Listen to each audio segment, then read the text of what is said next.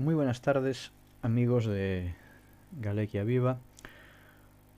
Hoy lunes vamos a repetir la charla online sobre gladiatura que emitimos la semana pasada y que tan buena acogida tiene siempre.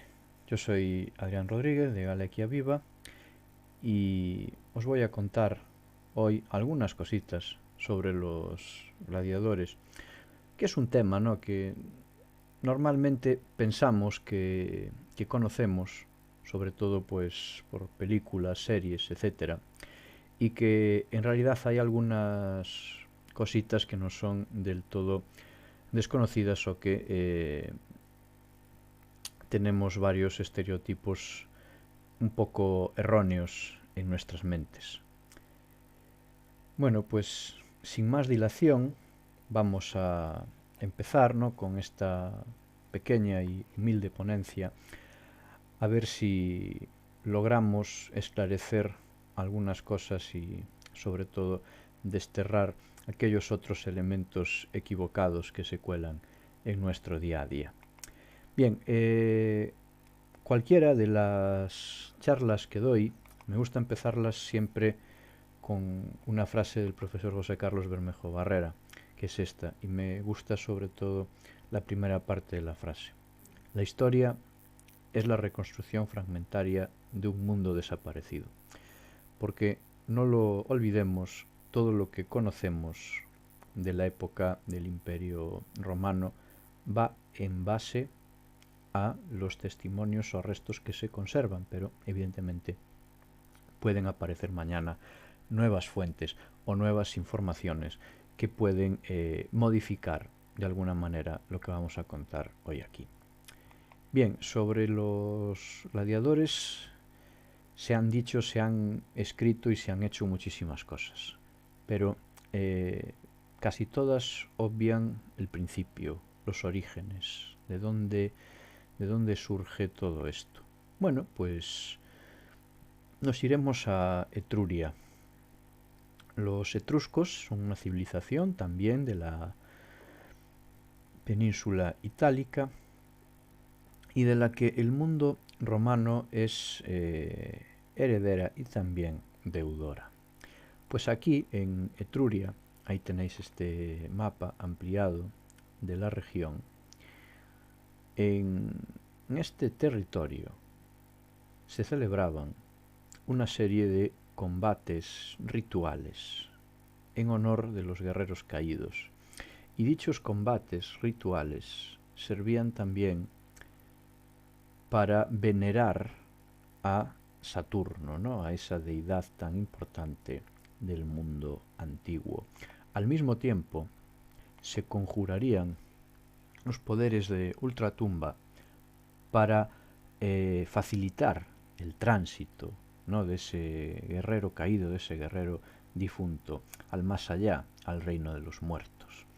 Aquí vemos una primera imagen, ¿no?, de cómo serían estas luchas rituales, ¿no? Esto es un fresco de una tumba. Podemos verlo también en escultura en esta otra imagen. Los participantes, los guerreros que llevaban a cabo estos combates, tenían un nombre particular, Busturaí, que viene a ser hombres funerarios, ¿no? De ahí la importancia, ¿no? Eran combates que se celebraban en las exequias de los guerreros caídos. Un guerrero etrusco, lo podemos ver en esta representación, llevaría una espada corta, un par de lanzas, un protector redondo en el pecho y sobre todo, y con esto tenemos que quedarnos, un casco con una visera, con un ala bastante amplia. Esto será un elemento que después veamos en muchos de los cascos de gladiadores. Al fin y al cabo, este es el origen, por tanto es normal que los gladiadores tengan algún vestigio, ¿no? Alguna reminiscencia de estos primeros guerreros etruscos, ¿no? De estos Busturaí o guerreros funerarios, hombres funerarios. Pero también es cierto que los gladiadores hoy en día pues no los llamamos Busturaí, ni siquiera hombres funerarios, ni tan siquiera la mayoría de la gente sabe, ¿no? el origen de estos combates entre gladiadores, porque el nombre gladiador, ¿no?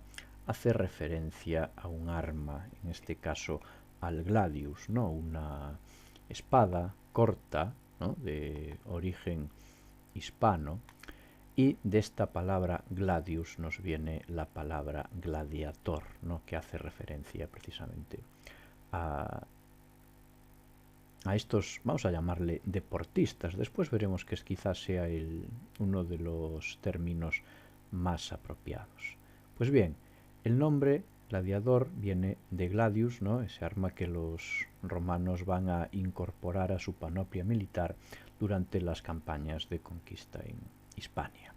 A mayores, creo que es buen momento para introducir esta otra frase: Uri vinciri berberari ferroque necari, que según algunas fuentes es el juramento que harían los gladiadores en el momento de consagrarse como tales. Si lo traducimos, ser quemado, atado, golpeado y muerto a hierro. Al fin y al cabo, ¿no? Pues este era el fin que conseguiría muchos de ellos, ¿no? durante su vida como hombres de la arena, como hombres del espectáculo. Por tanto, hemos respondido ya a dos cosas importantísimas. Primero, el origen, y segundo, el nombre. No son temas menores, no son temas menores. Yo creo que hay que empezar siempre por ahí, para ahora avanzar hacia una de las grandes preguntas de esta tarde: ¿quiénes eran los gladiadores? Y aquí nos encontraremos, vamos a verlos, ¿no? que hay 5 tipos. Bueno, aprovecho también, ahora que he puesto esta primera fotografía, he utilizado en esta presentación fotogramas de películas y series, espero que conocidas, ilustraciones, incluso alguna que otra fotografía de alguna tumba, pero el grueso de las imágenes es de nuestro grupo de recreación, de Galequia Viva. En Galequia Viva tenemos un grupo de gladiatura y me apoyaré en el material gráfico, ¿no? que hemos desarrollado nosotros para ir desarrollando muchos aspectos de esta ponencia. Bien, volviendo a la pregunta, que esta además es de las más interesantes: ¿quiénes eran los gladiadores? Los gladiadores, vamos a ver que hay 5 tipos, ¿vale?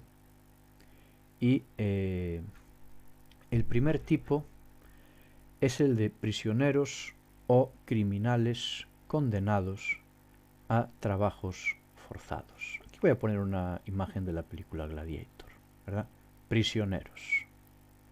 Estos prisioneros eran obligados a combatir con las armas propias de su cultura. Este es un aspecto importantísimo, es un aspecto clave, porque nos va a permitir entender el nombre que reciben algunos tipos de gladiadores. Vale, pensad que Roma es un pueblo guerrero, es un pueblo que se expandió a lo largo y ancho de Europa, también el norte de África.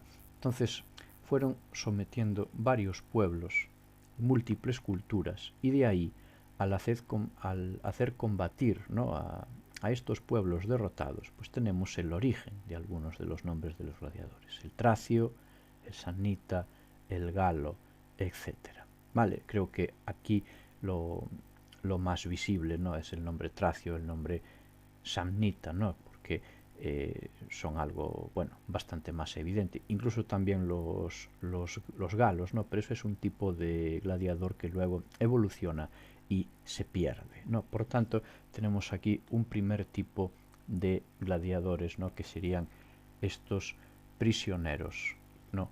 Que son obligados a combatir con las armas de su cultura. Un segundo tipo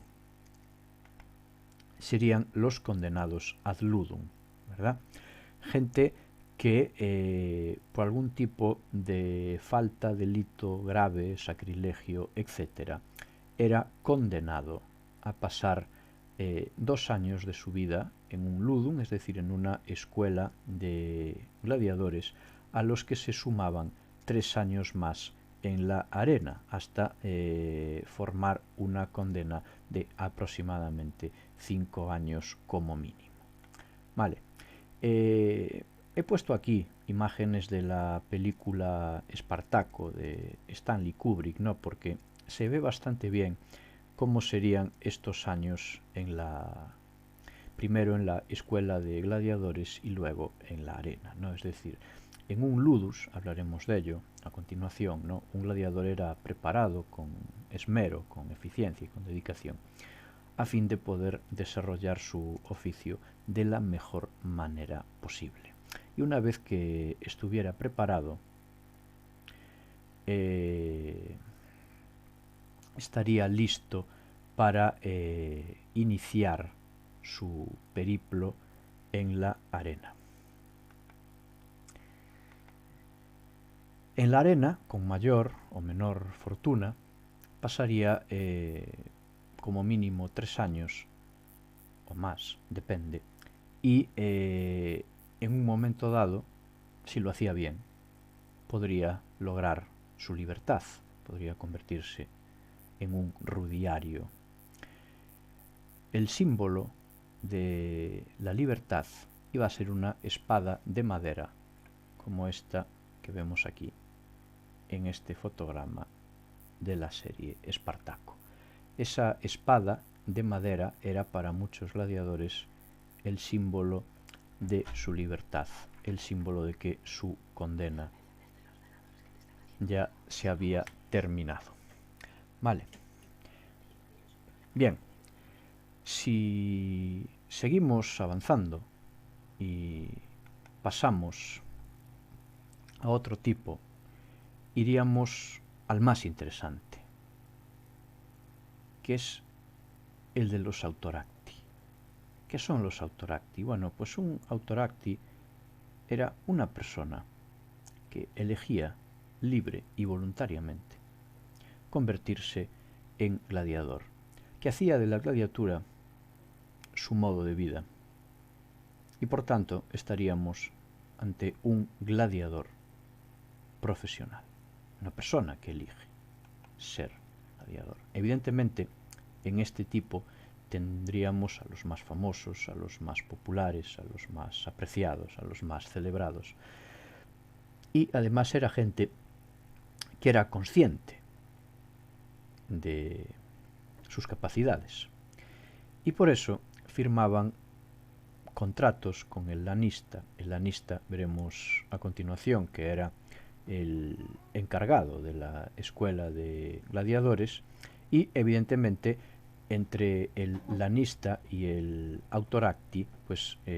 irían ganando importantes sumas de dinero. Ahí tenéis un ejemplo, ¿no?, de un coste de un autoracti, aproximadamente 2000 sestercios por espectáculo, y las renovaciones que se firmaban con el lanista pues llegaban a veces, ¿no?, hasta los 12.000. Después veremos que el precio de un autoracti para un espectáculo también podría oscilar, ¿no?, entre 2.000, 5.000, 10.000, a veces hasta 15.000 sestercios, ¿no?, si estamos hablando de un gladiador bastante popular, ¿no?, o bastante bueno. Y los contratos no se podían romper, y de hecho si uno de los contratos pues era revocado, la parte que lo rompía pues lógicamente tendría que pagar la diferencia. Vale, entonces Aquí vamos a mencionar por primera vez la figura del lanista, ¿no? Del responsable de la escuela de gladiadores, y aquí pues he puesto una foto de Marco Lentulo Battiato, ¿no? Que es el que nos sale en la serie Espartaco, el de la escuela de Capua, ¿no? Que es de donde sale el célebre Espartaco, ¿no? Que después va a liderar una revuelta de esclavos, una de las más peligrosas, ¿no? Que tuvo la República Romana. Y aprovechando el tema de los autoracti, pues siempre me parece interesante hacer una pequeña mención al emperador Cómodo, sobre todo porque su figura fue un poquito maltratada por la historia, sin ir más lejos en esta película de Ridley Scott, Gladiator, ¿no? Bien, Cómodo bajaba a la arena con frecuencia, pero no como vemos en la película, sino que bajaría a la arena perfectamente equipado como gladiador. Un gladiador del tipo Secutor, que es este que acabo de sobreponeros a la imagen, ¿no? Es uno de los gladiadores más conocidos, más celebrados de la Roma clásica, y era el tipo de gladiador escogido por Cómodo para bajar a la arena. Y no bajaba, evidentemente, de forma anónima, sino que siempre con el distintivo imperial, que en este caso le daba el color púrpura, y por tanto llevaría alguna tira, ¿no? de ese color pendiendo de su equipo, de manera que la gente pudiera saber que estaba en la arena. Hay que decir, además, en el caso de Cómodo, de que más o menos hay documentados más de 670 combates en los que el emperador bajó a la arena, y en casi todos ellos, y el porcentaje es muy alto, superior al 90%, Cómodo se alzaba con la victoria, con lo cual, pues lógicamente, como gladiador, lo que tenemos que decir de él es que no era precisamente malo, sino todo lo contrario, sería muy bueno. Vale, entonces, ojo a eso, ¿vale? Cómodo, su figura, pues no es tal y como nos la ponen en la película Gladiator, ¿no? Sí sería pues eminentemente malo, perverso, cruel, etcétera, ¿no? Pero a nivel de gladiador pues sería bastante bueno. Me están diciendo por aquí que hay preguntas en el chat online, a ver si ahora puedo visualizarlo aquí en este otro ordenador. Me vais a permitir que abra un link y ahora os voy comentando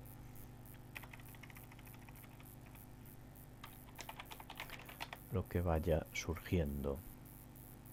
Estoy abriendo el chat de preguntas.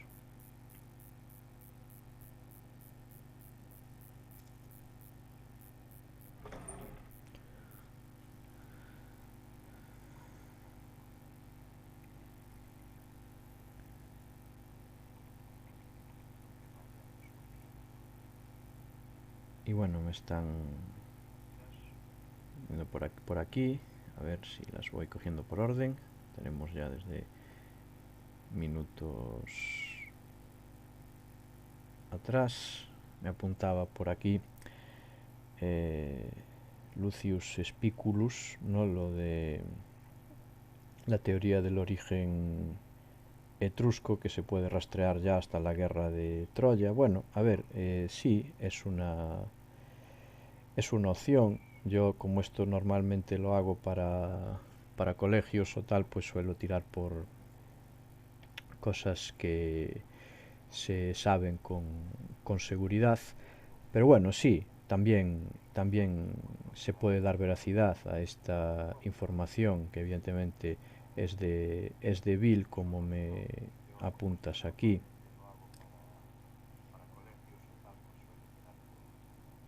Y bien, iré atendiendo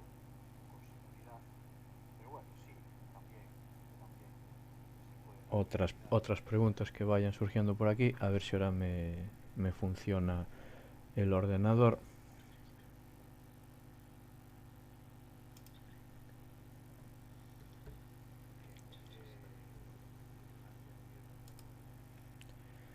Bien.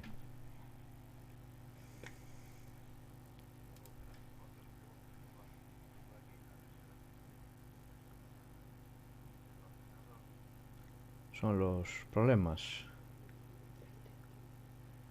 del directo, que a veces no funciona el...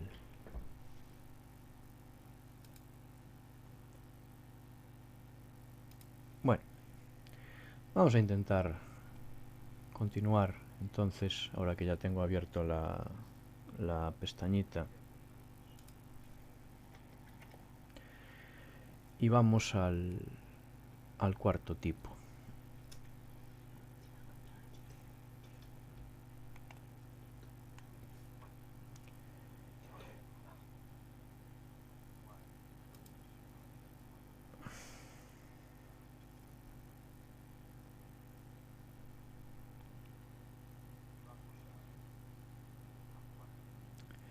Bien, en el cuarto tipo he puesto a aquellas personas que eran condenadas ad gladium, bueno, directamente a ser ejecutadas en la arena, a veces por gladiadores profesionales, ¿no? Entonces, estos condenados a muerte normalmente pues era por las causas de asesinato, robos, incendios provocados, traición, profanación, etcétera, ¿no? Cosas que eran consideradas bastante graves en la Roma clásica y que por tanto pues merecían este tipo de, de castigo.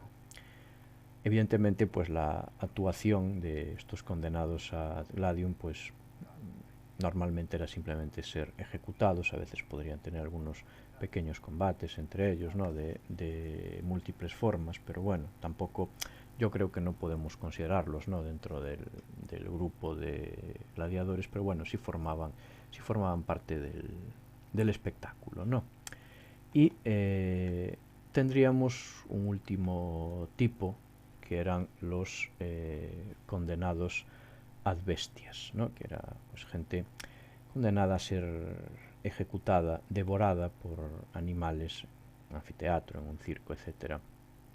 Y en la Roma clásica estaba considerado un castigo cruel, ¿no? De los más crudos, de los más viscerales, y como tal no se aplicaba a aquellas personas que tenían la ciudadanía romana, o sea que estaba reservado, ¿no? para personas que no disponían de ella, ya que se consideraba un castigo de extrema crueldad. Y evidentemente pues bueno, podemos ver las ilustraciones, ¿verdad? Y yo creo que hablan por sí mismas. El espectáculo que se podría ver a continuación pues sería bastante cruel, ¿no? Bastante sanguinario, visceral, primitivo, etcétera. Y a veces se aprovechaba, ¿no? pues a estos condenados a bestias para hacer pequeñas representaciones de escenas mitológicas, ¿no? Por ejemplo, el mito de Prometeo, ¿no? Como bajaba ese águila todos los días a devorarle el hígado, ¿no? O esa parte de la historia de Orfeo en el que es devorado por una jauría de bestias, ¿no? Entonces esto era una excusa, ¿no? Pero valdría pues para ejecutar a los condenados, y de la misma manera, ¿no? Pues para que estas ejecuciones fueran un poquito didácticas, ¿no? Bien, si conocemos los 5 tipos de gladiadores, ¿no? que hemos expuesto hasta ahora, más correctamente, ¿no? los 5 tipos de personas que participaban en los Munera Gladiatoria, ¿no? pues desde los prisioneros, condenados ad ludum, autoracti, condenados ad gladium y condenados a bestias, pues podemos pasar al otro elemento, ¿no? Que es la vida en el ludus. El ludus sería la escuela de gladiatura. Entonces, aquí ya anticipamos antes la figura del lanista, ¿no? Esa persona que tiene la escuela, que la gestiona, y cuyo primer paso, pues lógicamente, tiene que ser la adquisición de gladiadores, bien mediante compra o bien mediante alquiler, ¿no? Por eso he puesto aquí esta imagen de la película Gladiator que vemos a Próximo, ¿no? Que es el que se hace con esos gladiadores, ¿no? Normalmente con el protagonista, mediante la compra.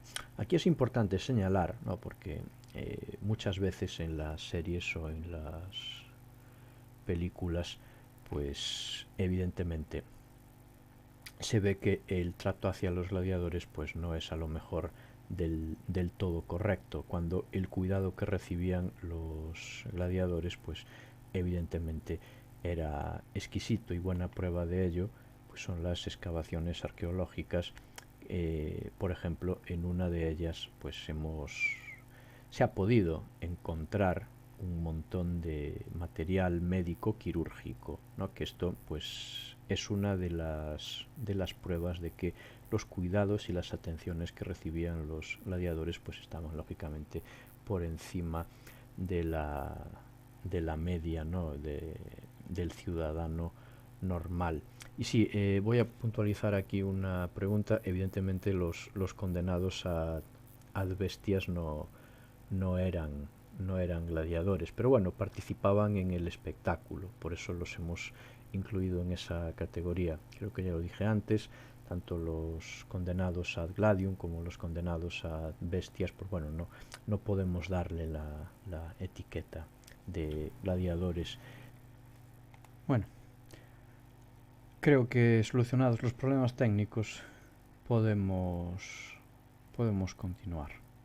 Creo que nos habíamos quedado aquí hablando de... Bueno, perdón, porque esto se cortara precisamente en esta diapositiva cuando estábamos hablando del cuidado que recibían los gladiadores a tenor de todo el instrumental médico quirúrgico que se ha podido recuperar, ¿no? De algunos de las construcciones, edificios que funcionaban como ludus, ¿no? Y dentro de los ludus habíamos hablado del ludus de Capua y del ludus magnus de Roma, ¿no? Uno por la importancia de ser, ¿no? De donde sale el rebelde Espartaco, ¿no? En esa guerra servil, de las más importantes de la Roma clásica. Y en cuanto a ludus magnus, que lo vemos aquí, ¿no? En esta reconstrucción de esta maqueta, que sería esta construcción que tendríamos aquí cerquita del Coliseo, y que de hecho hoy en día en Roma el espacio que ocupaba el ludus magnus pues está excavado, aunque se conservan muy poquitos restos, ¿no? Pero bueno, ahí estaría. No sé, bueno, lo que decía antes, sí son los más importantes, pero sí quizá los más conocidos. Evidentemente, la vida en el ludus, ¿no? Pues sería una vida consagrada al entrenamiento intensivo, ¿no? Un entrenamiento bastante duro en el que se aprendía a ser gladiador, a combatir con fiereza, y por supuesto cada ludus pues intentaba rivalizar para ser el que tuviera los gladiadores más afamados, los más conocidos, los más famosos, etcétera. Vale, aquí tenemos algunas representaciones, ¿no? De lo que sería la vida en el ludus, ¿no? Son de un documental británico. Esto nos lleva a otro aspecto poco conocido, poco conocido para el gran público, que sería la dieta, porque Normalmente, a raíz de las películas o de las series, ¿no? Pues tendemos a pensar en un gladiador como en una persona muy musculada, ¿no? Con unos cuerpos eh, prácticamente esculpidos, ¿no? Como una estatua de mármol. Y la verdad es que por las informaciones, ¿no? Por lo que vamos conociendo de la dieta, un gladiador, su aspecto físico podría ser, por ejemplo, como el que proyectamos ahora aquí, que este es uno de nuestros gladiadores, Mons Magna, ¿no? Entonces veis que está muy fortachón, ¿no? Pero no es un cuerpo, ¿no? Que digamos, soy un cuerpo 10, ¿no? Sino que a raíz de la dieta, ¿no? Pues un gladiador se alimentaba fundamentalmente de cebada, judías, fruta seca, sería una dieta hipercalórica, ¿no? Y de hecho hay algunas fuentes en las que se cita a los gladiadores, ¿no? Por el nombre de Orderaí, ¿no? Es, que significa literalmente y traducido hombres de cebada, ¿no? Entonces, pues evidentemente yo creo que se asocian los dos términos fácilmente. Y la dieta, ¿no? Por estudios que se hicieron en su momento, es que sería un 20% de proteínas, un 60% de hidratos de carbono y finalmente un 20% de fibra vegetal, ¿no? Con lo cual pues podríamos tener en la mayoría de los casos, la mayoría de tipos de gladiadores, gente bastante pasada, ¿no? De lo que sería su peso habitual.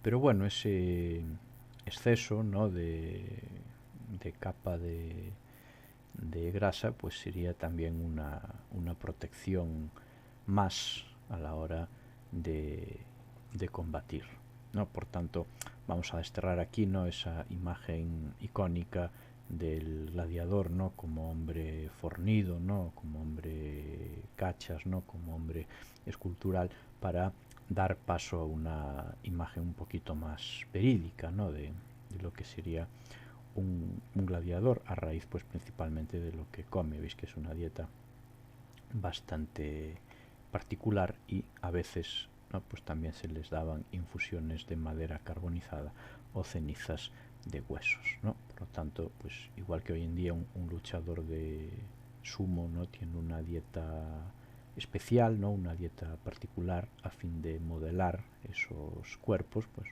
a un gladiador le pasaría un poquito lo mismo, ¿vale?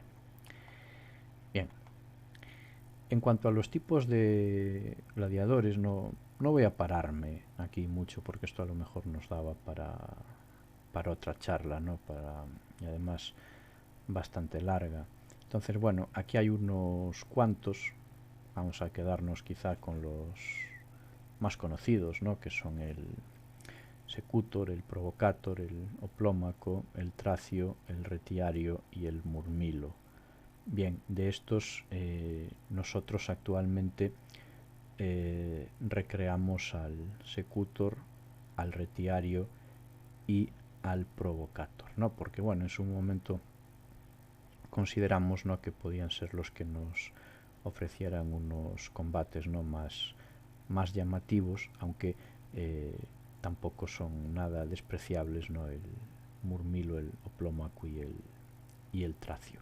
Después veremos que los tipos de gladiadores es muy importante reconocerlos, ¿no? Porque los combates tienden a ser lo más igualados posibles y cada tipo de gladiador tiene un oponente predefinido. Es decir, nunca vamos a ver, ¿no? Por ejemplo, un combate de un secutor contra un provocator, ¿no? O de un oplómaco contra un retiario. ¿Vale? Después veremos que esto, cada uno tiene su pareja predefinida.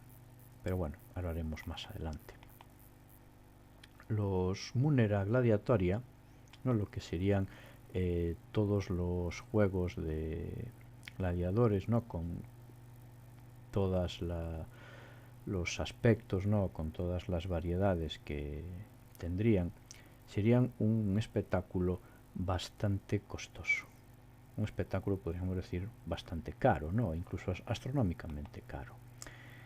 ¿Por qué? Bueno, porque ya no se trata solo de las parejas de gladiadores y de su precio, que a lo mejor pues cada gladiador nos sale entre 5.000 y 10.000 sestercios, o a veces más, dependiendo de su fama, sino que después habría que añadir toda una serie de actividades a mayores de la propia lucha de gladiadores. Aquí, lógicamente, nos entra también la figura del lanista, que puede ser más o menos codicioso a la hora de pedir cantidades, ¿no?, por sus luchadores. Entonces aquí tenéis que pensar que evidentemente las escuelas de gladiadores tenían un pedigrí, ¿no? Pues como tienen hoy en día, si queréis un ejemplo, las ganaderías, ¿no?, que se dedican al espectáculo de las corridas de toros, ¿no? Entonces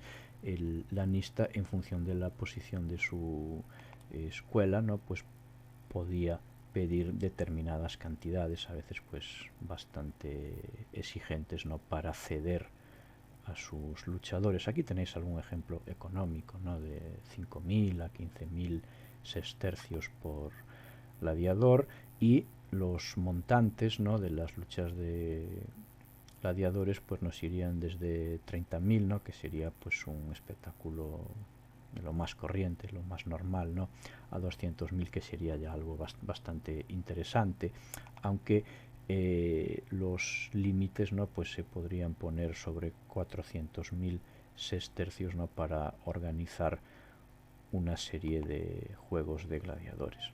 Aquí es muy importante la figura del editor, ¿vale?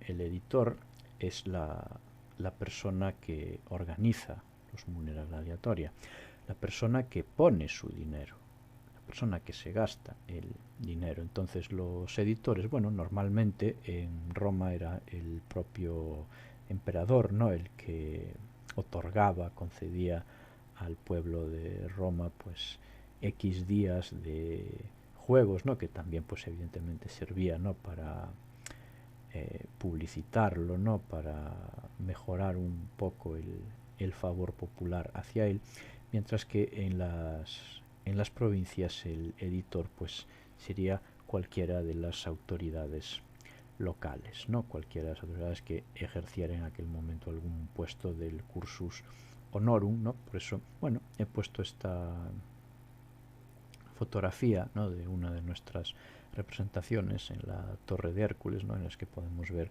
a un pontífice máximo junto con dos magistrados, ¿no? Pues cualquiera de estos magistrados podría convertirse en editor, ¿no?, y financiar unos juegos. Esto en las provincias era bastante corriente. Normalmente cuando un magistrado pues se presentaba para algún cargo público, entonces antes de las elecciones pues se concedía, ¿no?, algún espectáculo al pueblo, de manera que después a la hora de votar se acordasen de él. En los costes de una múnera gladiatoria, aparte del precio total, ¿no?, de lo que se paga por los gladiadores, habría que añadir también el servicio y los muertos. Ojo, si un gladiador muere, al lanista hay que pagarle un plus, ¿no?, porque está perdiendo a uno de sus activos, tiene que volver a contratar a otra gente, entrenarla, son 2 años más, ¿no? Entonces para el lanista perder a un gladiador era un asunto, un tema complicado, ¿no? Y esto nos lleva, porque ahora alguien estará pensando, ostras, fíjate, entonces ¿qué pasa? Que los gladiadores no tienen que morir. Entonces a esto hay que responder que no necesariamente. Es decir, los gladiadores buenos, ¿no?, los profesionales, rara vez morían en la arena. Rara vez. Podría pasar, evidentemente, ¿no? Nadie estaba libre de morir. Evidentemente, pues era uno de los posibles fines que podría tener un gladiador, pero los gladiadores buenos normalmente no morían. Entonces, en el caso de que se produciera un deceso, un fallecimiento en la arena, al lanista había que pagarle la diferencia. De acuerdo, me vais a permitir que vuelva a comprobar la conexión. Ahora mismo parece que la hemos vuelto a perder.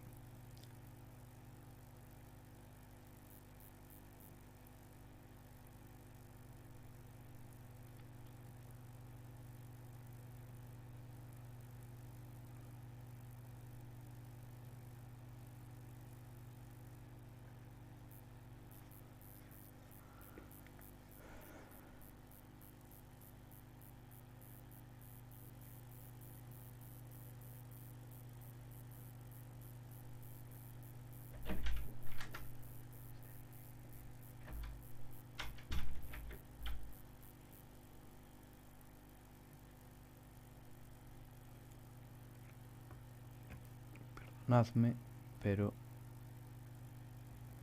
se había perdido la conexión durante algún momento.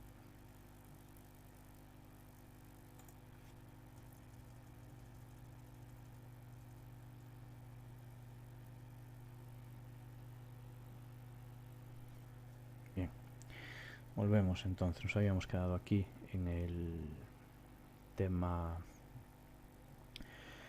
del servicio de los muertos y vamos a avanzar a otro aspecto, ¿no?, que nos va a valer la película Gladiator. Hay una escena cuando se empiezan a anunciar los combates que se ve como en los alrededores del Coliseo se reparten una serie de panfletillos o de octavillas, y aquí tenéis uno de ellos, ¿no? Pone simplemente gladiatores violentia.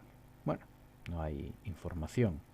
Entonces, normalmente en un edictus munerum, lo primero que tiene que figurar es el nombre del evento, el editor, ¿vale? Esto es importantísimo, saber quién paga, quién ofrece los juegos, los nombres de los gladiadores, junto con la familia gladiatoria a la que pertenecen, ¿no? Entonces, bueno, nosotros en una representación que hicimos el año pasado en la ciudad de La Coruña, durante un desfile previo, es aquí, ¿no?, que se pone el nombre del munus, la fecha de septiembre, el nombre del editor, ¿no?, que en este caso era Scaurus, y a continuación los nombres de los gladiadores seguidos de un número en el que se marcan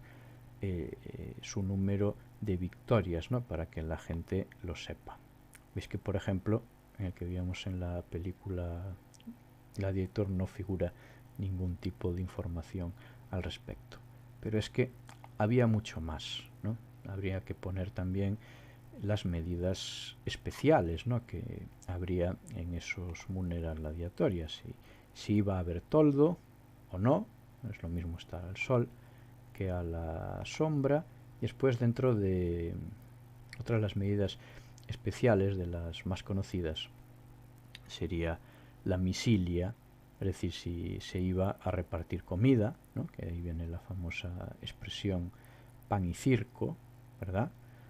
O a veces se repartían monedas entre los asistentes. Esto, por ejemplo, lo hicimos nosotros en una representación este pasado mes de enero, en el que nuestro editor, que estaba bajando por las escaleras de este anfiteatro en la Facultad de Filología en Santiago de Compostela, ¿no?, pues a medida que iba bajando llevaba un cestito con monedas y las iba tirando entre los asistentes, ¿no? Entonces, pues era una manera más de ganarse el favor del pueblo. Después, lógicamente, habría otras medidas especiales, ¿no?, como podría ser la esparsio, la lluvia de flores, ¿no?, que era pues perfumar de alguna manera a los asistentes a esa munera gladiatoria.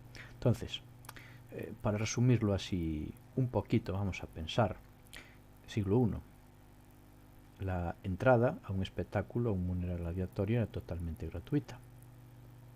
Vale, evidentemente la mayoría del público iban a ser hombres, las mujeres se situarían en las gradas más altas de peor visibilidad, pero a los asistentes se les podía dar comida, se podían marchar de allí con alguna que otra monedita en el bolsillo y a mayores perfumados, y eso evidentemente para el siglo I pues era todo un refinamiento, ¿no? Ir a ver un espectáculo de gladiadores y salir comido, con propina y aún por encima perfumado, ¿vale?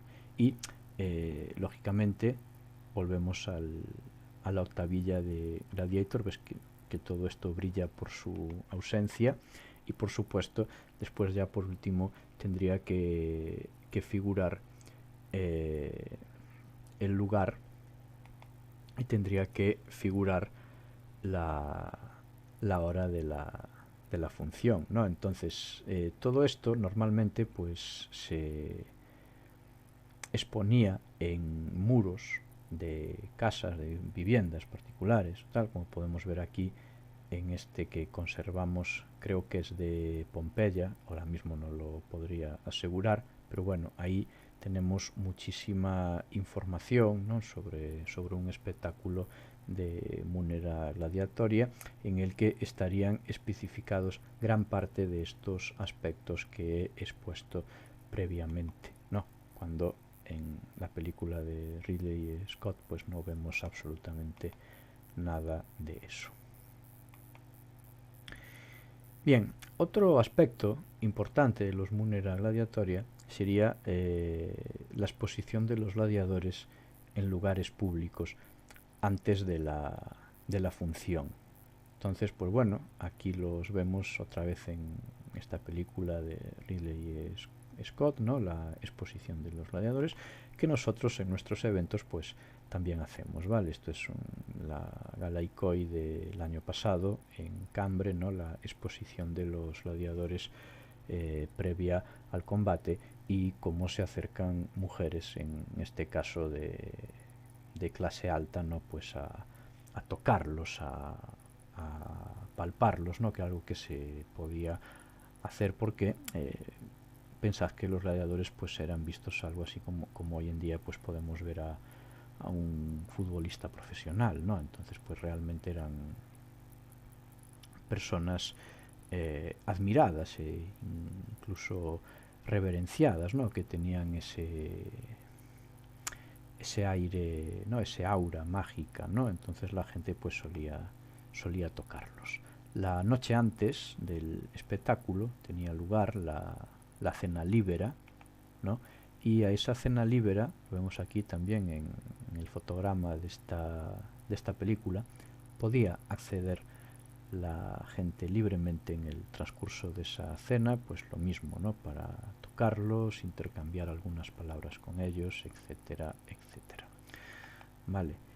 Y ya antes del combate, propiamente dicho, tendría lugar la elección de las parejas, quienes se iban a enfrentar, ¿no? Dependiendo también del tipo de gladiador que fuera cada uno. Esta elección de las parejas, ¿no? Normalmente pues podría pactarla el doctor y el lanista. El doctor sería algo así como el entrenador, el maestro de los gladiadores, que a veces era también un antiguo gladiador, ¿no? Que seguía vinculado al ludus, pero en este caso ya como entrenador. O las parejas también podían ser pactadas entre el lanista y el editor, ¿vale? De cualquiera de las dos formas sería válido, pero habría una serie de normas a la hora de escoger a esas parejas para garantizar de alguna manera que el combate fuera siempre lo más equilibrado posible, ¿vale? Eso es algo muy importante y en lo que vamos a incidir para que veáis la figura del doctor, he puesto este fotograma de la serie Espartaco, en el que podemos ver a Batiato junto con Enomao, ¿no? Enomao, un antiguo gladiador, ahora era el responsable, ¿no?, de los entrenamientos en la escuela de Batiato. Vais a permitir que haga otro alto para verificar la conexión. A ver si lo coge. Está intentando reconectar. En principio todo está bien, con lo cual vamos a volver.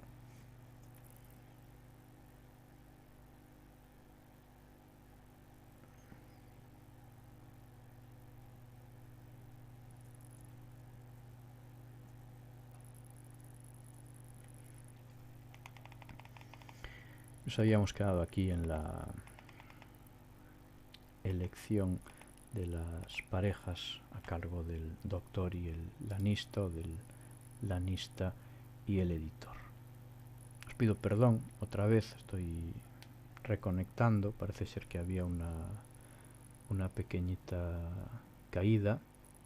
Ya parece que está todo otra vez dentro de la normalidad. Entonces vamos a seguir. Decíamos que era fundamental el equilibrio en los combates, ¿vale? Y de hecho he puesto aquí, ¿no?, dos fotogramas. Uno es de la serie Espartaco, ¿no?, cuando se seleccionan a Barro y a Espartaco para combatir. Veis que más o menos pues el porte físico es el mismo, las características son las mismas.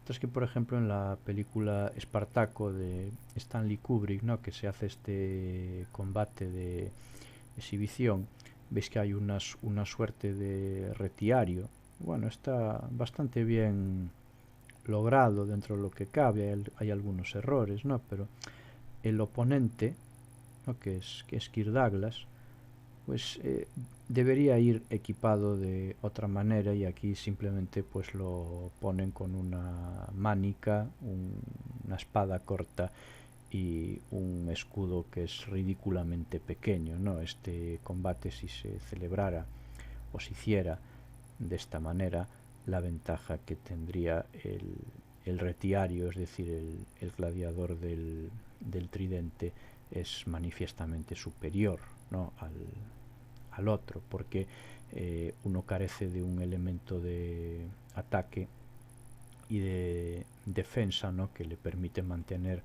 un radio defensivo muy alto, mientras que el otro está demasiado expuesto al contar con un escudo demasiado pequeño, ¿no?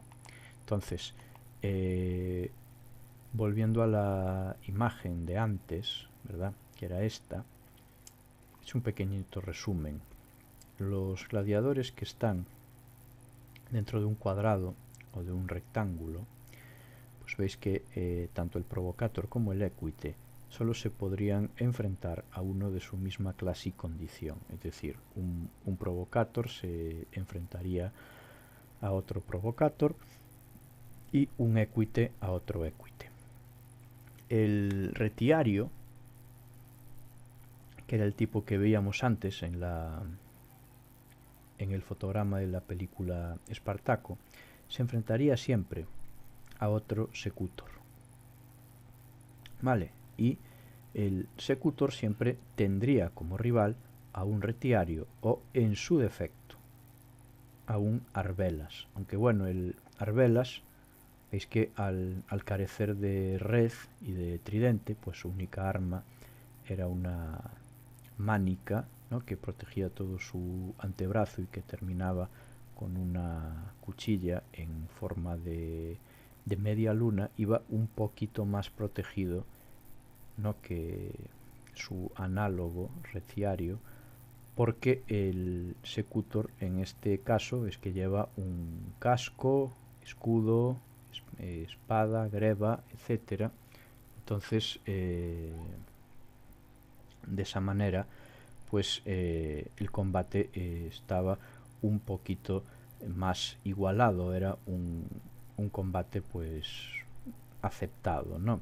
Después tendríamos aquí otras parejas, ¿no? El murmilo siempre se enfrentaba o a un tracio o a un oplómaco, era muy difícil, ¿no? Ver otros enfrentamientos, aunque bueno, me apunta aquí Lucius Piculus que de forma anecdótica los provocators se podrían enfrentar a murmilos. Sí, pero bueno, no era lo más frecuente ni habitual, pero bueno, si comparamos ambos tipos, vemos que prácticamente no tanto sus protecciones como sus armas son bastante parecidas, ¿no? Entonces pues sí, era un combate que efectivamente sí se podría llevar a cabo, aunque lo más normal y frecuente no era que un provocator se enfrentara a otro provocator, ¿no? Además el nombre viene de una señal, es el provocator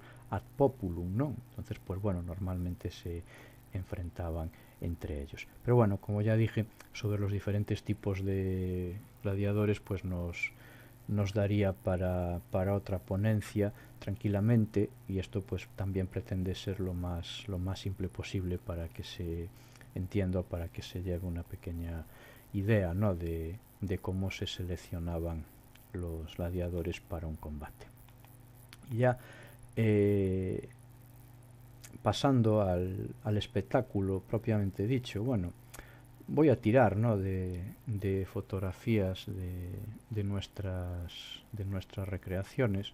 Entonces, un primer acto sería la entrada, ¿no? de las autoridades y de los protagonistas en el anfiteatro, y esto es lo que nosotros en recreación llamamos la pompa.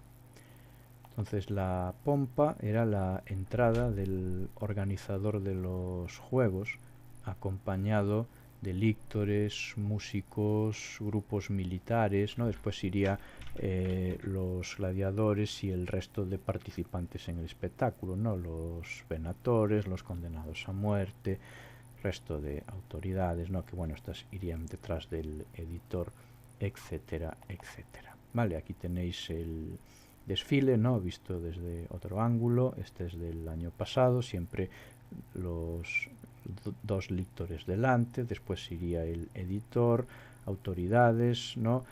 A continuación los gladiadores, etcétera, ¿no? Y veis en esta otra fotografía como además se iba con un pequeño destacamento militar.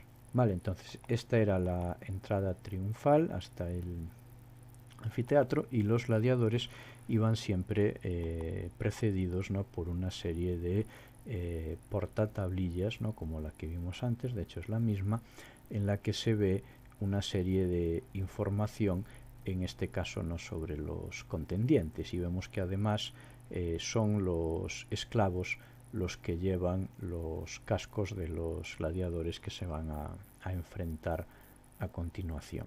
Vale, entonces detrás de los gladiadores irían los venatores, que es un tipo de gladiador que se dedica a la caza de animales, y los criminales o condenados que iban a ser ejecutados en el transcurso de la munera gladiatoria. Vale, también se efectuaría en este caso dos actos, ¿no? La probatium armorum y la ferrum acutum, que era simplemente la verificación, la comprobación de que todas las armas y materiales que se iban a utilizar en el transcurso de esa munera gladiatoria, pues evidentemente eran de verdad, ¿no? Y como dirían los de forjado a fuego, ¿no? Pues esas armas matan. Vale. Bien, el espectáculo, la munera gladiatoria, empezaría con una venatio, digo, pues evidentemente una munera gladiatoria de primera categoría. La venatio era soltar una serie de animales de lo más diverso y variado en el anfiteatro para que a continuación saliesen unos gladiadores especiales que eran los venatores, que se encargaban de cazarlos o sencillamente de darles muerte. La venatio en sí no es una cosa extremadamente importante, pero sí que nos permite ver, cuando decíamos antes que la munera gladiatoria era un espectáculo muy costoso, pues podemos verlo aquí en esta lista, ¿no?, de animales que se dispusieron para una venatio. Caballos de Hispania, perros de Britania, osos de Italia, leones, leopardos, antílopes de África, cocodrilos de Egipto, elefantes de Etiopía, lobos de la Galia, tigres de la India. O sea, prácticamente había que traer especies animales de todo el mundo conocido, y esto pues evidentemente implicaría primero su caza vivo, a continuación su traslado y por último su mantenimiento hasta el día del espectáculo, con lo cual conseguir toda esta retahíla de animales pues lógicamente nos llevaría varios meses o por lo menos un año y pico, ¿no? Entonces aquí se ve por qué era tan costosa una munera gladiatoria bien hecha, ¿no? Y evidentemente la venatio también era la oportunidad para que la gente común, ¿no?, pues pudiese ver toda esa serie de animales exóticos de todos los territorios, de alguna manera, no voy a decir controlados, pero sí no conocidos por los romanos. Otro espectáculo exótico que a veces se celebraba o tenía lugar en una munera gladiatoria era una taurocatapsia. Consistía en soltar, ¿no?, varios toros, pues similares, ¿no?, a los que hoy en día son los toros de Lidia.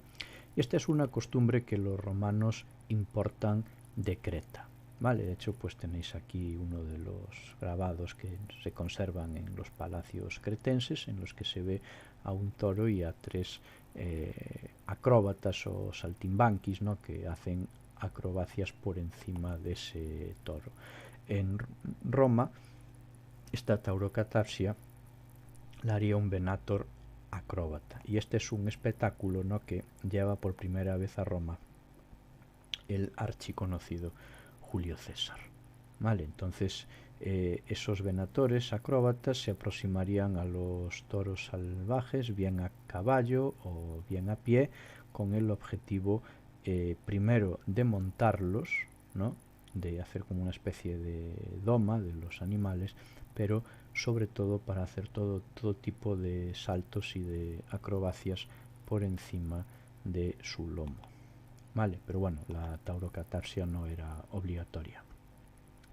Después de esa taurocatapsia tendrían lugar las ejecuciones de criminales, de gente condenada ad gladium.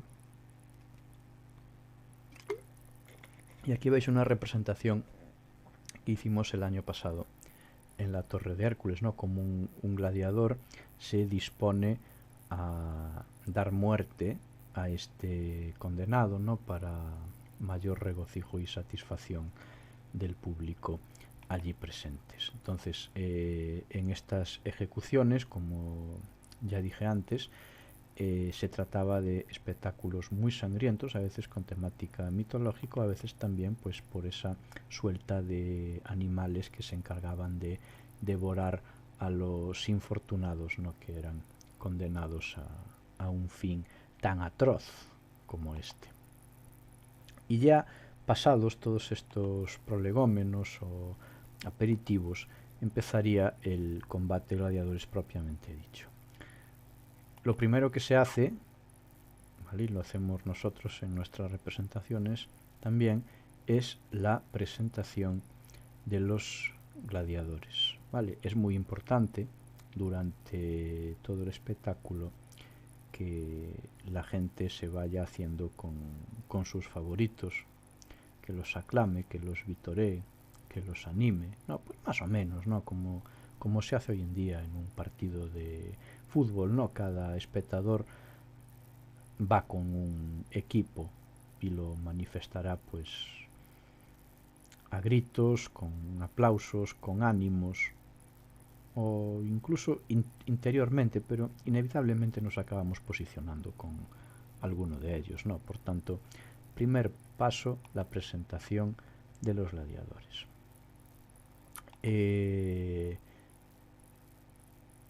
Dentro del anfiteatro, o de los anfiteatros, habría un sitio especial en el que se sentarían las autoridades, ¿no? Habría un total, ¿no? Si el anfiteatro es elíptico, habría un total de 4 palcos, siendo el más importante el pulvinar, ¿no? Que ahí es donde se sentaría el editor y las autoridades, ¿no? Aquí podemos ver un pulvinar, ¿no? De un evento nuestro en la Torre de Hércules, o este otro en la Galaicoi del año pasado en Cambre, ¿no? Entonces siempre en el pulvinar la figura preponderante va a ser la del editor, vuelvo a repetir, la persona que se gasta el dinero para el espectáculo, y el resto de autoridades, ¿no? Que están ahí en ese lugar de honor. Otra figura importante, desconocida para muchos, aunque cada vez la gente va conociendo un poquito más, es la figura del árbitro o del summa rudis. Aquí nosotros hemos recreado al árbitro utilizando una toga blanca con 2 rayas moradas, ¿no? Porque una representación así se conserva en el Museo Arqueológico Nacional de Madrid. Entonces, a partir de ahí, nosotros hemos traído esta figura de árbitro, pues que sería el encargado, ¿no? De gestionar ese combate de gladiadores para que se respetaran todas las reglas y fuese un espectáculo justo y equilibrado. El árbitro recibe el nombre de summa rudis y a veces está acompañado por una segunda figura arbitral que sería el secunda rudis. Entonces el árbitro va a ser el que esté controlando en todo momento el combate. La primera tarea que tiene el árbitro justo antes del combate es la dictata, es decir, la explicación de las normas a seguir. Por ejemplo, nosotros en nuestras recreaciones solemos hacer combates a 3 o a 5 toques, entonces es el árbitro el encargado de ir repartiendo los puntos a medida que estos se vayan produciendo, y de declarar a un vencedor cuando alguno de los contendientes pues llega a ese tanteo previamente pactado. Entonces, una vez que se explica la dictata, ¿no? Empezaría el combate. En esta fotografía, ¿no? Hemos captado precisamente ese momento en el que el árbitro diría esa palabra de pugnate, ¿no? Que es empezar a combatir, y aquí pues tenemos el combate típico, ¿no? Uno de los más celebrados, ¿no? de la Roma imperial, que es un retiario contra un secutor, ¿vale? Entonces os explico así brevemente. El retiario es un gladiador del tipo ligero, ¿vale? Su única protección consiste en la gálera, ¿no? Que es una plancha metálica que se adapta a su hombro y que protege parte de su brazo, una mánica acolchada, un tridente, una red y un pequeño puñal. El retiario también escapa al estereotipo conocido de gladiador, porque es una persona, digamos, con un cuerpo ligero, ¿no? Se caracteriza por ser rápido, aguerrido, ¿no? Con muchísima movilidad, va apenas protegido y se enfrenta con el tridente y con la red a un secutor. El objetivo es cazar al secutor como si de un pez se tratara, ¿no? De ahí esos dos elementos, la red y el tridente. La red es normalmente lo primero que utiliza para atacar. De hecho, pues en representaciones de este combate hay muchos retiarios, ¿no? Cuyo primer movimiento es lanzar la red y si acierta bien y si no, ya se olvida de ella. Hay otros que tienen la red también, ¿no? Una vez que hacen el ataque varias veces sin conseguir nada positivo, siguen conservando la red como un elemento defensivo, ¿no? O intentan capturar el pie de su rival, mientras que el tridente se va a convertir también en la principal arma ofensiva, pero sobre todo defensiva, ¿no? Para mantener fuera del alcance de la Gladius al Secutor, que es el rival. Al Secutor lo vemos aquí de espaldas, ¿no? Es un gladiador pesado, lleva un escudo bastante grande, un casco liso, sin aristas, sin protuberancias, sin ala, de manera que la red no se pueda enganchar en él. Va también protegido con una mánica, ¿no? Para el brazo de la Gladius, y lleva también una greba en su pierna izquierda, que es la pierna del escudo. Es un gladiador pesado, y una de sus características es que el casco, a ver si lo vemos ahora, no sé si hay una imagen por aquí, aquí lo vemos, el casco, la apertura para los ojos es minúscula. Estamos hablando de aperturas de 3 centímetros de diámetro, todo más, por tanto sí, va muy bien protegido, pero sus movimientos son mucho más lentos y su radio de visión es muy limitada, todo lo contrario, ¿no? que el retiario. Pero ese es uno de los combates más atractivos de ver, ¿no? Porque es un gladiador lento contra uno rápido, un gladiador protegido contra otro desprotegido, y a pesar de todo esto, ¿no? Está muy bien compensado porque las carencias del uno son las virtudes del otro, ¿no? Entonces nosotros es uno de los combates que más representamos. Bien, al final del combate se puede llegar por herida mortal o herida grave, ¿no? Que imposibilite que el combate continúe, por rendición de uno de los gladiadores o por empate, ¿no? El árbitro puede decretar que el combate termine en empate. No es lo más frecuente, pero alguna vez se han dado casos. Entonces, me estaba apuntando ahora aquí en el chat, ¿no? Pone Lucius Spiculus, por no hablar de que el Secutor respira por los ojos literalmente. Y sí, efectivamente, el casco de Secutor, las únicas aperturas que tiene son las de los ojos. Entonces, efectivamente, ¿no? Pues tiene esos orificios compartidos. Y sí, también, como bien dice, el Secutor nota esa sensación de asfixia y de claustrofobia una vez que le colocamos el casco. Aunque bueno, hay gente que después de varios combates, nosotros pues solemos utilizar a las mismas personas, ¿no? Para combatir como Secutor, y te dicen que al final se acostumbran, pero que los primeros combates son muy duros precisamente por esa sensación, ¿no? De estar encerrado, ¿no? Dentro de ese casco, y por la poca visión que tienen, ¿no? Es una experiencia verdaderamente terrible. Bien, estábamos con el final del combate, ¿no? Por esas 3-4 características que hemos dicho.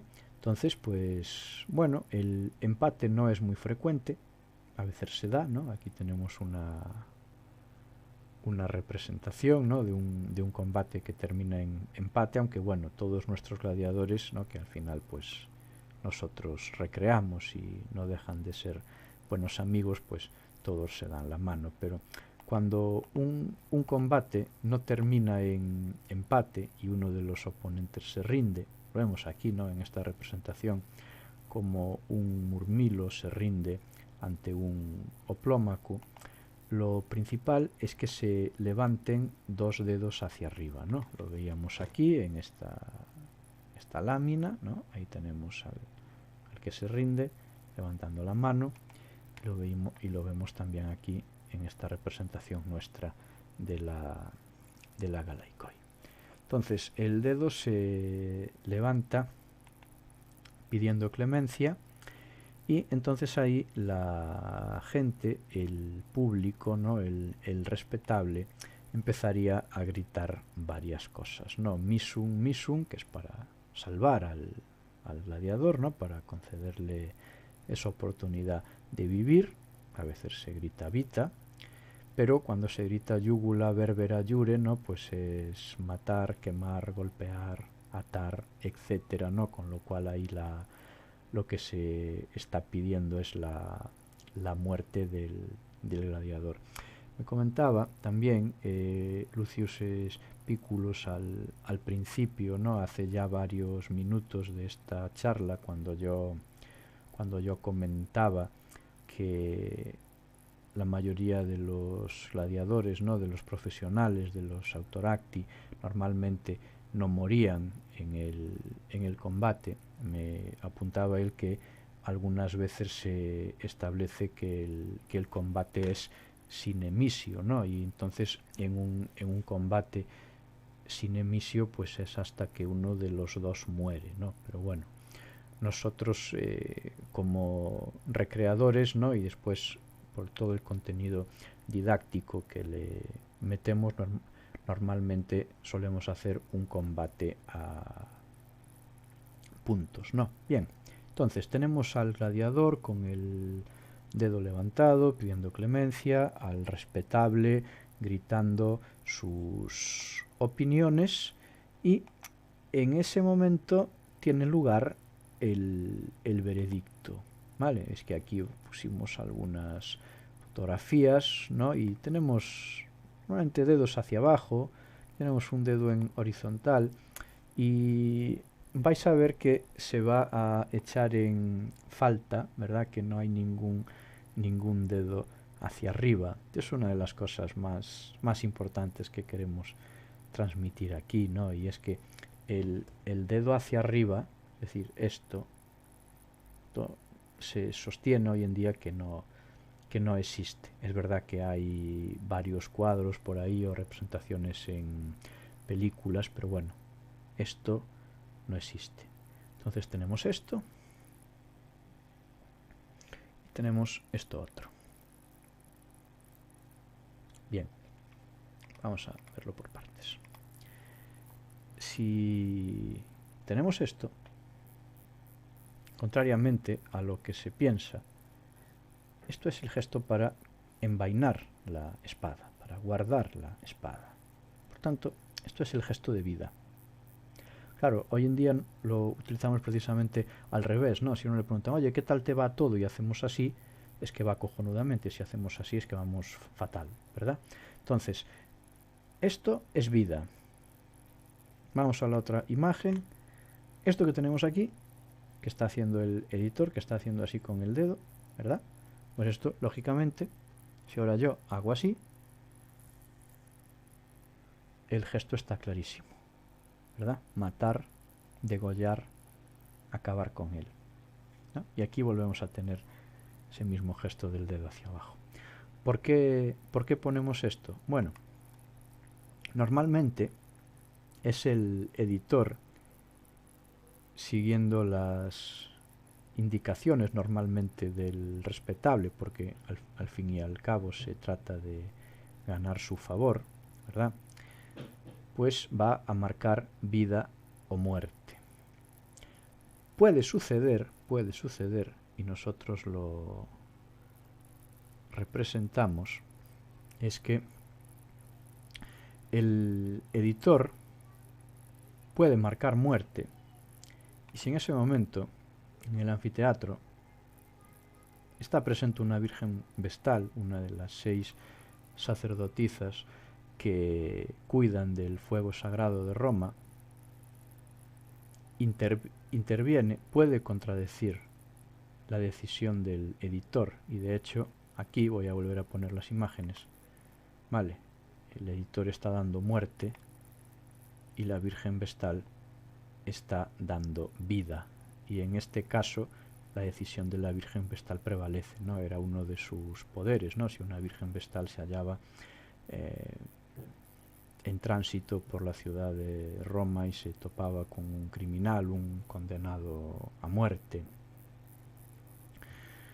y en ese encuentro el criminal suplicaba piedad, clemencia, etcétera, pues la opinión de la Virgen Vestal también tendría, o sea, sería tenida en cuenta, y ese hombre, ese criminal podría salvarse. Vale, entonces nosotros en el afán didáctico pues solemos tener en nuestras gladiaturas a una Virgen Vestal que siempre en el último momento, cuando la gente menos se lo espera, intentará salvar al pobre desdichado. Vale, entonces estos son los gestos que utilizamos. Me apunta aquí Lucius Spiculus que las fuentes solo nos hablan de pulgar girado. Bueno, claro, es al final, decía al principio de esta charla, ¿no?, que la historia es la reconstrucción fragmentaria de un mundo desaparecido. Entonces, pues evidentemente al final todo puede estar sujeto a cierta interpretación. Pero bueno, nosotros decidimos hacerlo así y bueno, nos parece, ¿no?, que es lo más correcto. Lógicamente, pues bueno, hay opiniones para todos los gustos. Entonces, bueno, pasando ya a la ejecución, también era un asunto delicado. O sea, no se trata simplemente de que un oponente mate al otro, sino que el gladiador vencido, derrotado, tiene que mostrar valor y dignidad hasta el final, hasta el último momento. Entonces, normalmente, bueno, ese gladiador, el vencido, el derrotado, se colocaría de rodillas enfrente de su compañero, y normalmente, aquí en esta ilustración no lo vemos, es que tendría que sujetar las rodillas o las piernas con sus manos, mientras el otro procede a darle el golpe de gracia, ¿no? En este caso sería en esta imagen vemos a dos provocators. También hay múltiples teorías, ¿no?, sobre la manera de ejecutar a un gladiador. La más interesante, ¿no?, nos parece esta, como la espada se clavaría, ¿no?, en el cuello hacia abajo, hacia la zona de la clavícula, pasando por el medio de los huesos de esta y alcanzando al corazón, o sea, por esta fosa de aquí, de manera que el gladius no encontraría ningún tipo de resistencia, y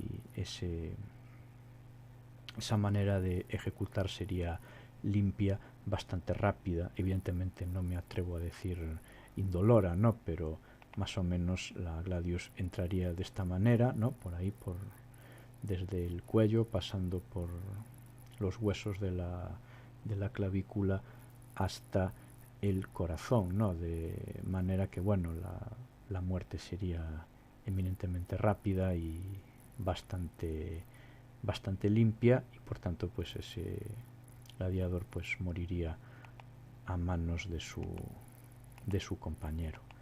En ese momento pues también muchas veces en representaciones, ¿no?, como esta de Astorga en 2017, salen dos figuras a la arena. Una sería la salida de Mercurio con su sombrero particular, ¿no?, con el caduceo, y otra la figura de Caronte. Aquí vemos a un Caronte, una representación en Corbridge, Inglaterra, ¿no? Que sería esta figura que viste normalmente con colores muy oscuros, con una máscara, y saldría portando un martillo con el que golpearía la cabeza del gladiador ya ejecutado y pronunciaría esas palabras de mortus est, ¿no? De efectivamente está muerto. Aquí se conservan algunos cráneos, ¿no? Se supone que de gladiadores que pasaron por este tratamiento del señor Caronte, y entonces los daños craneales son lo suficientemente importantes, ¿no? Para ver que fue golpeado con un objeto potente en la cabeza. Pero bueno, así se terminaba de certificar su muerte, para a continuación arrastrarlo, ¿no? Hacia la Porta Libitinensis con unos ganchos metálicos, ¿no? En el transcurso de ese proceso, ¿no? Que se llamaba expoliarium, que lo vemos aquí, el arrastre de los cadáveres. Esto hoy en día se sigue haciendo en el mundo taurino, ¿no? Ese arrastre del toro, ¿no? Hacia afuera de la plaza, pues bueno, en una leatura se haría de manera similar, con lo cual el cadáver del gladiador ejecutado, arrastrado también por esos ganchos, sería llevado a una especie, bueno, no sé si llamarle enfermería o morgue directamente, donde para mayor seguridad y veracidad además se le cortaría el cuello, ¿no? Con lo cual un gladiador condenado, pues evidentemente se iba a morir sí o sí. O sea, ves que todo el proceso conduce a un único fin. ¿Y qué pasa con el vencedor? ¿Qué pasa con el que gana, con el que triunfa? Bueno, pues normalmente se le daba una palma, una corona o algo que simbolizara su victoria. Nosotros optamos por la entrega de una palma al vencedor, y después podría dar esa vuelta, ¿no? Esa vuelta triunfante al anfiteatro, ¿no? Para recibir más aplausos, vítores, etcétera. Y lo que ya fuimos avanzando antes, ¿no? Un gladiador de élite, pues normalmente combatía 2, 3, 4 veces al año, ¿vale? Normalmente salía con vida de sus combates, una persona bastante popular, y una vez que decidiera retirarse, pues se convertía en rudiario, ¿no? O gladiador que alcanza su libertad, o a veces, ¿no? Igual que hoy hacen los exjugadores de fútbol, se convertiría en entrenador, ¿no? Ese título de doctor con los que seguiría vinculado al ludus, pero ya en este caso volcado en la preparación de futuros gladiadores, ¿no? Que eso es un poco lo que en la serie Espartaco, ¿no? Pues vemos con Enomao, ¿no? Ese antiguo gladiador que se convierte en maestro, ¿no? Con lo cual, pues esta sería la culminación de una carrera dedicada a la arena. Y nada más, con esto terminamos. Os doy a todos las gracias, ¿no? Sobre todo a los que nos habéis seguido en directo, a pesar de los problemas técnicos, pero bueno, estamos empezando con este formato de charlas por obra y gracia del COVID-19. Entonces, pues muchísimas gracias y nos vemos en la siguiente charla. Os dejo aquí la bibliografía para que la veáis, la que hemos utilizado. Hay muchísimas más obras, evidentemente, ¿no? Todo este tema es bastante amplio, pero bueno, consideramos que estas son las que nos pueden parecer más importantes para iniciarnos en este mundo. Y después, claro, hay de todo en múltiples idiomas, etcétera. Bueno, pues quería agradecer también a Lucius Spículos por su asistencia y por su participación con aportes y preguntas muy interesantes. Y nada, nos veremos ojalá, a ver si puede ser en unos pocos meses, pues recreando por ahí, o si no, pues aquí en las ondas. Muchísimas gracias a todos y a toda la gente de Galeaquia Viva por proponernos también hacer estas cosas online. Así que, sin más, hasta la próxima.